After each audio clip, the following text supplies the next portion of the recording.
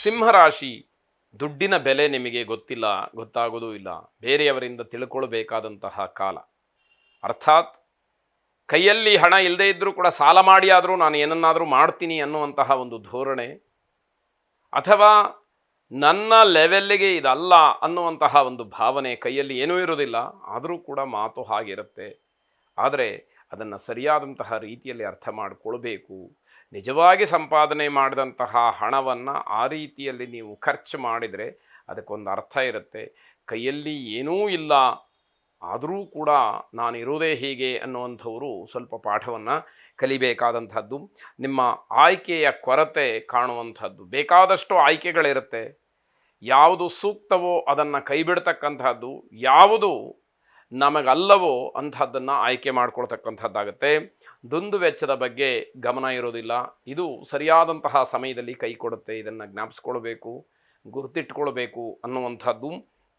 ಆರಾಮವಾಗಿ ಕಾಲವನ್ನು ಕಳೀತೀರಿ. ನಿನ್ನೆಯ ಯಾವ ಯೋಚನೆಯೂ ಚಿಂತೆಯೂ ಇಲ್ಲ, ಈ ಕ್ಷಣದ ಬಗ್ಗೆಯೂ ಆಲೋಚನೆ ಇಲ್ಲ, ಮುಂದಿನದರ ಬಗ್ಗೆ ಅಂತೂ ಕೇಳಬೇಕಾದ್ದೇ ಇಲ್ಲ. ಹೇಗಾಯಿತೋ ಹಾಗೆ ನಡ್ಕೊಂಡು ಹೋಗಲಿ ಅನ್ನುವಂತಹ ಭಾವನೆ. ಅನುಚಿತವಾಗಿ ವರ್ತಿಸ್ತಕ್ಕಂಥವ್ರನ್ನ ಏನೂ ಅನ್ನೋದಕ್ಕೆ ಹೋಗಬೇಡಿ. ಯಾಕೆ ಅಂದರೆ ಅವರು ನಿಮ್ಮ ಗರಡಿಯಲ್ಲೇ ಬೆಳೆದಂಥವ್ರು ಆಗಿರಬಹುದು. ಅದು ನಿಮಗೂ ಕೂಡ ಮೂಲಕ್ಕೆ ಬರುವಂಥದ್ದಾಗುತ್ತೆ. ಮನೆಯಿಂದ ಹೊರಗಡೆ ಹೋಗುವಾಗ ಸ್ವಲ್ಪ ಎಚ್ಚರಿಕೆ ಇರಲಿ, ಅಪಾಯ ಇದೆ. ಅದರಿಂದ ತುಂಬ ಗಮನ ಇಟ್ಟು ನೀವು ನಿಮ್ಮ ವ್ಯವಹಾರಾದಿಗಳನ್ನು ಮಾಡಬೇಕಾಗತ್ತೆ. ಅನ್ನಪೂರ್ಣೇಶ್ವರಿಯನ್ನು ಪ್ರಾರ್ಥನೆ ಮಾಡಿ. ಶುಭವಾಗಿ. ಕನ್ಯಾ ರಾಶಿ, ಮಕ್ಕಳ ಯಶಸ್ಸು, ಮಕ್ಕಳ ಅಭಿವೃದ್ಧಿ, ಮಕ್ಕಳು ಜೀವನದಲ್ಲಿ ಒಂದು ಸಾಧನೆ ಮಾಡಿರ್ತಕ್ಕಂಥದ್ದು, ಅವರ ನೆಲೆ, ಇದೆಲ್ಲವೂ ಕೂಡ ನಿಮಗೆ ಸಮಾಧಾನವನ್ನು ಕೊಡ್ತಕ್ಕಂಥದ್ದಾಗುತ್ತೆ. ಸಮಯಕ್ಕೆ ಸರಿಯಾಗಿ ನಮಗೆ ಆಗದೇ ಇರತಕ್ಕಂಥವ್ರನ್ನ ಕಂಡಾಗ ಬೇಸರವಾಗುತ್ತೆ. ಇದು ಸಹಜ. ನಮಗೇನೋ ಸಮಸ್ಯೆ ಇದೆ, ಏನೋ ಕಷ್ಟ ಇದೆ, ಆಗ ನಾವು ನಿರೀಕ್ಷೆ ಮಾಡಿದಂತಹ ವ್ಯಕ್ತಿಗಳು ನಮ್ಮ ಸಹಾಯಕ್ಕೆ ಧಾವಿಸಬೇಕು, ಬರಬೇಕು, ಅವರಿಂದ ನಮಗೆ ಅನುಕೂಲವಾಗಬೇಕು, ಅವರು ನಮ್ಮ ಕೈಯನ್ನು ಹಿಡಿಬೇಕು ಅನ್ನುವಂತಹ ನಿರೀಕ್ಷೆಗಳು ತುಂಬ ಇರುತ್ತೆ. ಆಗ ಅವರು ಬರದೇ ಇದ್ದಾಗ ಮನಸ್ಸಿಗೆ ತುಂಬ ಬೇಸರವಾಗುತ್ತೆ, ಕೋಪ ಬರುತ್ತೆ, ಅವರ ಬಗ್ಗೆ ಏನೋ ಒಂದು ಬೇರೆ ಭಾವನೆ ಬರತಕ್ಕಂಥದ್ದು.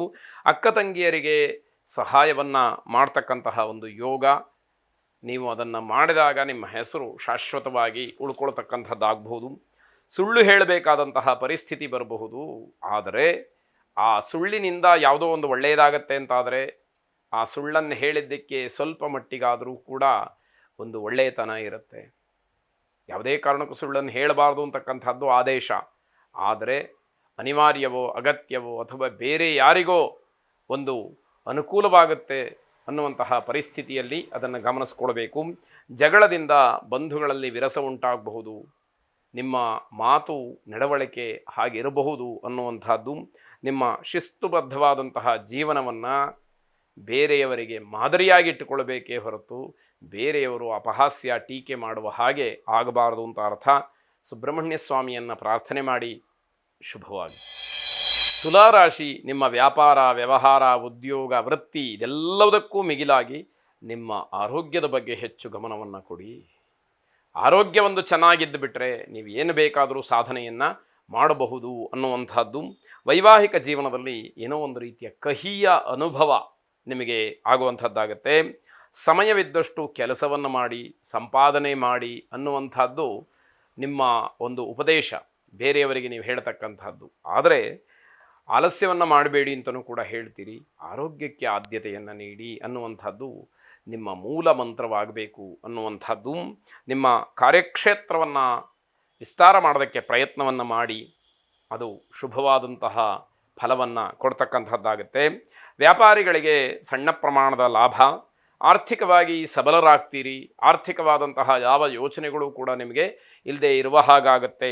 ಪಾರ್ವತೀ ದೇವಿಯನ್ನು ವಿಶೇಷವಾಗಿ ಪ್ರಾರ್ಥನೆ ಮಾಡಿ. ಶುಭವಾಗಿ.